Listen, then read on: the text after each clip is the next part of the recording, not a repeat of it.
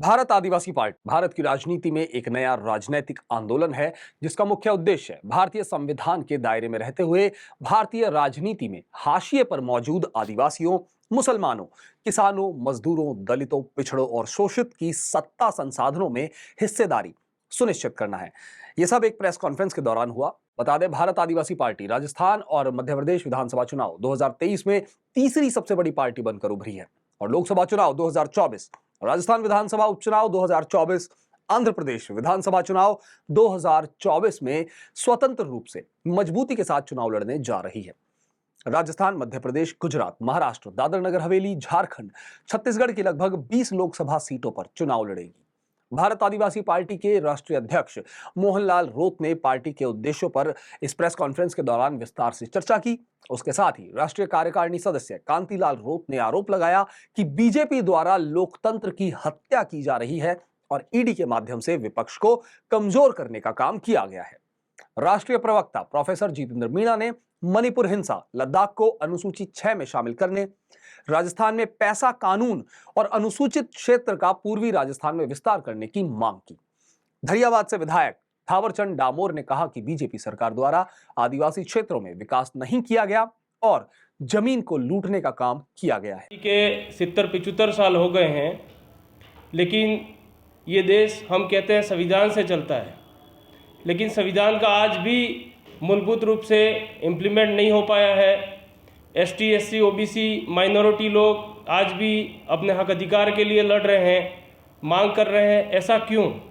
क्योंकि 70-75 सालों से ये जो कांग्रेस और बीजेपी जो मुख्य राजनीतिक दल है, इन्होंने हमारा वोट तो लिया, लेकिन जिस तरह हम कहते हैं जैसे कोई स्वादिष्ट सब्जी बनाने के लिए हम लोग इसमें मसाले डालते हैं, तेज पत्ता और लौंग वगैरह जो भी डालते हैं, इसमें सब्जी में स्वाद लेने के बाद इसको निकाल के फेंक दिया जाता है। उसी तरीके से हमारा भी वोट ये लोग सत्ता हासिल करने के लिए ले लेते हैं और जब सत्ता उनको मिल जाती है, चुनाव जीत जाते हैं, इसके बाद हमको फेंक दिया जाता है।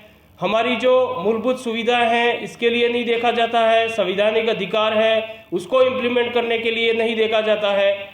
इसलिए देश भर में कहीं न कहीं ST, SC, OBC और अन्य पिछड़ा वर्ग जो दबे कुचले लोग हैं वो प्रताड़ित थे।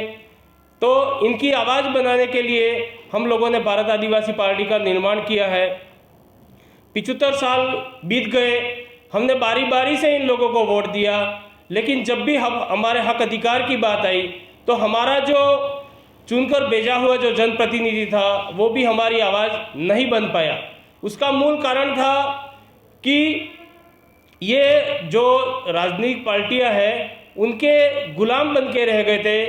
तभी हमने एक नई व्यवस्था हमारी पार्टी में लागू किया है, जिसके तहत हम जो सिलेक्शन का पावर जो है हम जनता को देने का काम कर रहे हैं, ताकि जनता अपने प्रतिनिधि को चुनकर भेजेगी और वो जनता की बात करेगी।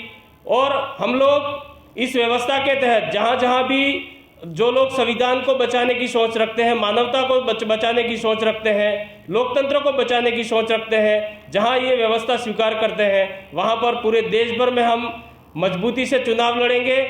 अभी बहुत कयास लगाए जा रहे थे कि कहीं कहीं गठबंधन के साथ में चुनाव लड़ेंगे।